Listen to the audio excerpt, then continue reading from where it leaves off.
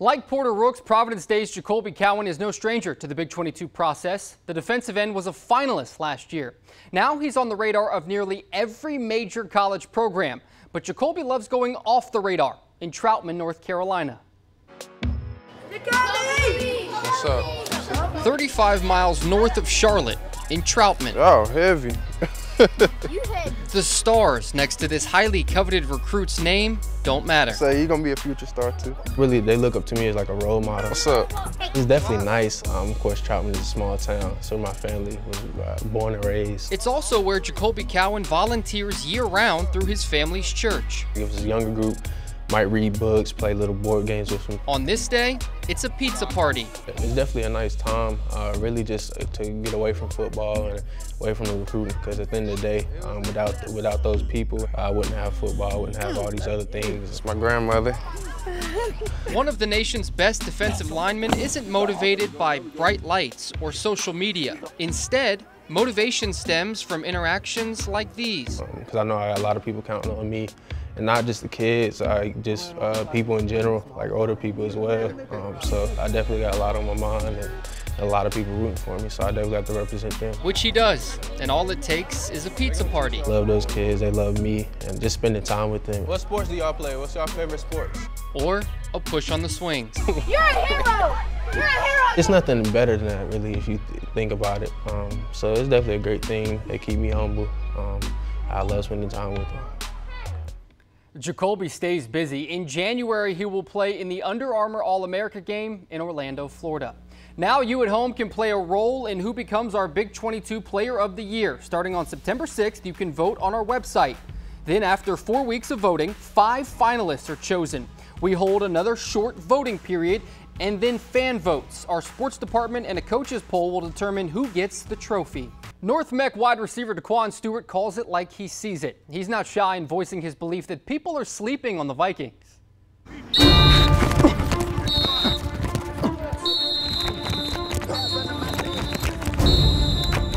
Out here, during the dog days of summer, That different type of heat.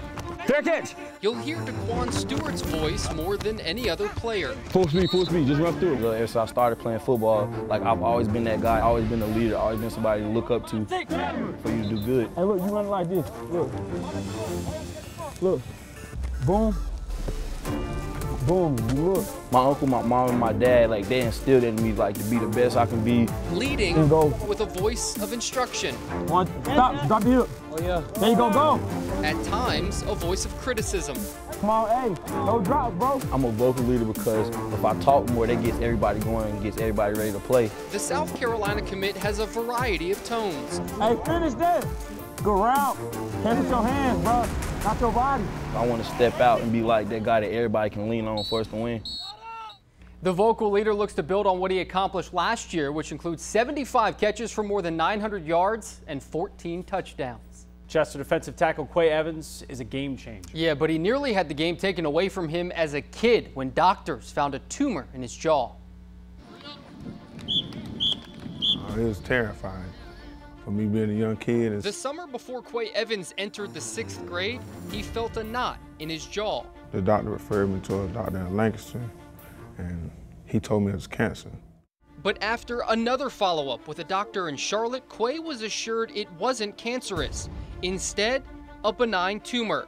But doctors still stressed high urgency. He just said it was destroying my jawbone rapidly. Doctors surgically removed part of Quay's jawbone and replaced it with bone removed from his leg. I couldn't chew for 4 months. I couldn't walk for 6. I had to go to rehab, learn how to walk again. Doctors initially told Quay he would never play football again. It was scary because I really love football. But Quay rehabbed patiently, recovering stronger than doctors expected. And now, it's opposing quarterbacks who think it's scary and terrifying when Quay Evans is coming at them. It was an opportunity that could have been taken away from me. But I just give all thanks to the man above and keep pushing.